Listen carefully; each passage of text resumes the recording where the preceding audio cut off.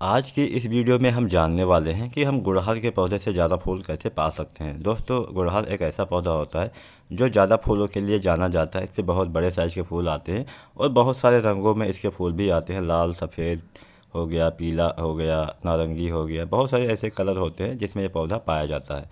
तो अगर आपने अभी तक पौधा नहीं लगाया है तो आपको अपने गार्डन में ये पौधा ज़रूर लगाना चाहिए। और अगर आपने पौधा लगाया हुआ है उसमें फूल नहीं आ रहे हैं तो ये वीडियो आपके लिए बहुत ख़ास होने वाली है। ज़्यादा फूल पाने के लिए, पौधे को घना करने के लिए आपको क्या करना चाहिए, इसके बारे में ही आज की इस वीडियो में हम चर्चा करने वाले हैं। तो वीडियो पे लास्ट तक बने रहिए। हमारे चैनल पर नए हैं तो इस चैनल को सब्सक्राइब भी कर लीजिए। दोस्तों, यहाँ पे हम स्टेप टू स्टेप जानेंगे कि हम गुड़हल के पौधे से ज़्यादा फूल कैसे पा सकते हैं। तो दोस्तों, जब हम पौधा नर्सरी से लाते हैं उसी टाइम से हम स्टार्ट करते हैं इसकी देखभाल के बारे में, कैसे हमें करनी चाहिए। दोस्तों, नर्सरी पे जब भी आप जाइए तो आपको ऐसे पौधे का चुनाव करना चाहिए जो घना हो। शुरुआत में अगर आप घने पौधे का चुनाव करते हैं तो बाद में आपके यहाँ पे दिक्कत नहीं होने वाली होती है, काफ़ी जल्दी आपका पौधा और घना हो जाता है। लेकिन अगर शुरुआत में ही आप ऐसा पौधा लेते हैं जो काफ़ी लंबाई में ज़्यादा होता है, उसमें ज़्यादा शाखाएँ नहीं होती है, तो प्रूनिंग करने के बाद उसमें शाखाएँ तो आ जाती है लेकिन काफ़ी टाइम लग जाता है। तो ऐसे आपको पौधे का चुनाव करना है जो शुरुआत में ही काफ़ी घना हो, भले ही वो छोटा हो, बड़ा ना हो, लेकिन वो घना होना चाहिए। घना रहेगा तो उस पर ज़्यादा फूल भी आएंगे। तो अब हम बात करते हैं पौधा लाने के बाद हमें उसको लगाना कैसे चाहिए। तो सबसे पहले हम बात करते हैं पॉटिंग मिक्स, यानी हमें गमले वाली मिट्टी कैसे तैयार करनी है। तो यहाँ पे मैं जो सॉइल मीडिया आपको बताने वाला हूँ, गमले वाली मिट्टी, वो काफ़ी इंपॉर्टेंट रोल अदा करती है किसी भी पौधे में ज़्यादा फूल पाने के लिए।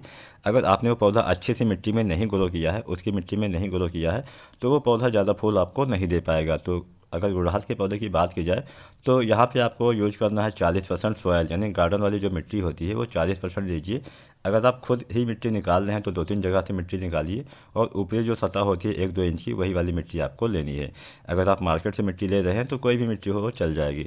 तो 40% यहाँ पे आपको मिट्टी का इस्तेमाल करना है। उसमें 20% आपको कोकोपीट का इस्तेमाल करना है। कोकोपीट आसानी से नर्सरी पे या फिर ऑनलाइन आप खरीद सकते हैं।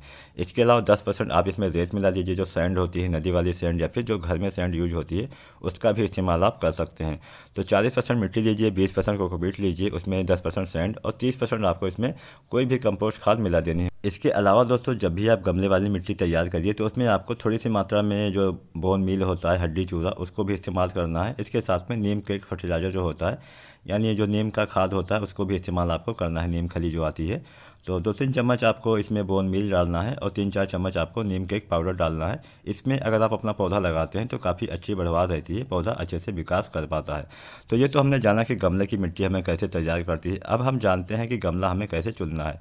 दोस्तों, गुड़हल के पौधे के लिए गमला भी काफ़ी मायने करता है, क्योंकि गुड़हल एक परमानेंट प्लांट होता है। तो हमें ऐसे गमले में लगाना है जो बार बार हमें रिपोर्टिंग ना करनी हो। अगर आपका पौधा छोटा है तो बहुत बड़े गमले में आपको पौधा नहीं लगाना चाहिए, इस बात का भी आपको ध्यान देना है। काफ़ी छोटे पौधे को बड़े गमले में लगा देंगे तो भी सही से ग्रो नहीं कर पाता है। तो पौधे के साइज़ के हिसाब से आपको गमले का चयन करना है। अगर पौधा छोटा है तो छोटे से गमले में लगाइए, कम से कम 8 से 10 इंच के पॉट में छोटा पौधा लगाइए। और अगर पौधा बड़ा है तो 12-14 इंच के गमले में भी आप ग्रो कर सकते हैं। तो दोस्तों, कुल मिला के अगर पौधा आपका बड़ा है तो बड़े से गमले में लगाइए, 12 से 14 इंच के पॉट में लगाइए। छोटा है तो 8 से 10 इंच वाले गमले में भी ग्रो किया जा सकता है। बाद में फिर इसको आपको बड़े से गमले में शिफ्ट कर देना होता है। अब हम जानते हैं दोस्तों किस्म के बारे में। अगर आपने अच्छे किस्म का चयन नहीं किया है तो भी हो सकता है कि आपके गुड़हल वाले पौधे पे ज़्यादा फूल ना आए। तो इसलिए जब भी गमले में कोई पौधा लगाइए तो अच्छी किस्म का चुनाव करिए। जो ग्राफ्टेड पौधे आते हैं, जिसको एयर लेयरिंग द्वारा या फिर ग्राफ्टिंग विधि द्वारा तैयार किया जाता है, वो काफ़ी छोटे रहते हैं, ज़्यादा फूल भी देते हैं। तो ऐसी ही किस्म का आपको चयन करना चाहिए। इसके बाद हम जानते हैं खाद के बारे में। क्योंकि गुड़हल का पौधा ज़्यादा फूलों के लिए जाना जाता है, इसलिए इसको ज़्यादा खाद भी चाहिए। तो सामान्यतः आपको महीने में 2 बार इसमें कोई भी खाद दे देनी है, चाहे गोबर खाद हो या फिर वर्मी कंपोस्ट हो या कोई अन्य खाद हो। घर पे बनी हुई खाद का इस्तेमाल भी आप कर सकते हैं। प्रत्येक गमले में 1 से 2 मुट्ठी आपको 15 दिन पे खाद देनी है। छोटा गमला है तो कम खाद दीजिए, बड़ा गमला है तो खाद की मात्रा आप बढ़ा सकते हैं। तो पौधे के हिसाब से खाद देनी है। बहुत ज़्यादा खाद भी आपको प्रयोग नहीं करना है। अगर ज़्यादा मात्रा में खाद प्रयोग करते हैं तो इसकी पत्तियाँ पीली हो जाती हैं, ज़्यादा फूल भी आप नहीं पा सकते हैं, ना ही बहुत कम मात्रा में। एक सीमित मात्रा में आपको संतुलित इसमें खाद देना होता है। तो 1-2 मुट्ठी आपको खाद अपने प्रत्येक गमले में महीने में 2 बार देना होता है। इसके बाद दोस्तों, हम जानते हैं अगली चीज़ के बारे में। इसको सनलाइट काफ़ी पसंद होती है, तो पौधे को धूप में रखेंगे तो ज़्यादा फूल भी पाएंगे, क्योंकि इसमें ज़्यादा जो फ्लावरिंग होती है वो गर्मियों के टाइम पे होती है। ये गर्मियों वाला फूल होता है। वैसे सामान्यतः साल के 12 महीने आप इससे फूल ले सकते हैं, लेकिन सबसे ज़्यादा फूल इससे गर्मियों में पाया जाता है। तो गर्मी में ज़्यादा फूल इसलिए पाया जाता है क्योंकि ये पौधा गर्मी को काफ़ी पसंद करता है। तो इसको आपको ऐसी जगह पे नहीं रखना है जहाँ पे छाया रहे, हमेशा धूप वाली जगह पे आपको अपना हिबिस्कस प्लांट यानी गुड़हल वाला पौधा रखना चाहिए। इसके अलावा हम बात करते हैं गुड़ाई की। दोस्तों, पौधे पे गुड़ाई भी काफ़ी आवश्यक होती है। महीने में 2 बार जब आप खाद दीजिए, उसी के साथ में आपको अपनी मिट्टी की गुड़ाई भी कर देनी होती है। दोस्तों, जितने भी जो परमानेंट प्लांट होते हैं उसकी आपको गुड़ाई ज़रूर करनी चाहिए। गुड़ाई करने से जो आपकी मिट्टी होती है वो भी भुरभुरी बनी रहती है और इसमें हवा का संचार भी बना रहता है, जिससे जड़ें काफ़ी अच्छी विकसित हो पाती हैं। तो जड़ों के विकास के लिए गुड़ाई काफ़ी आवश्यक होती है। गुड़ाई से काफ़ी बेनिफिट भी होता है। तो गुड़ाई आपको महीने में 2 बार, बहुत गहरी गुड़ाई नहीं करनी है, जड़ों को ज़्यादा नुकसान आपको नहीं पहुंचाना है, लेकिन हल्की गुड़ाई आपको महीने में 2 बार करते रहना है। सबसे अच्छा तरीका होता है पहले गुड़ाई करिए, गुड़ाई करने के बाद आप इसमें खाद डालिए, खाद डालने के बाद ऐसे ही छोड़ दीजिए, फिर 1-2 दिन के बाद आपको पानी देना होता है। अगर हम वाटरिंग की बात करें दोस्तों, गर्मियों में आपको डेली पानी देना होता है पौधे पे, और सर्दी में जब आप देखें मिट्टी सूख गई है तभी आपको पानी देना है। पानी का भराव नहीं करना है, ऐसा नहीं कि गमले में हमेशा पानी भरा रहे, बस मिट्टी में नमी होनी चाहिए। अगर नमी नहीं रहेगी तो पौधा अच्छे से ग्रो नहीं कर पाएगा।